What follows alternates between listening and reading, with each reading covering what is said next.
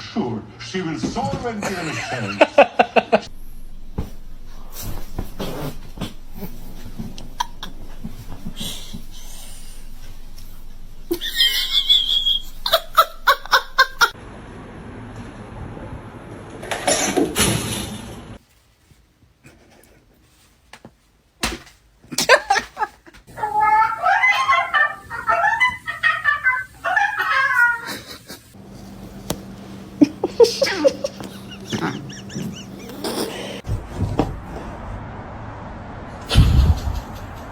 Two, one. Who wins? Oh, stand up. Oh.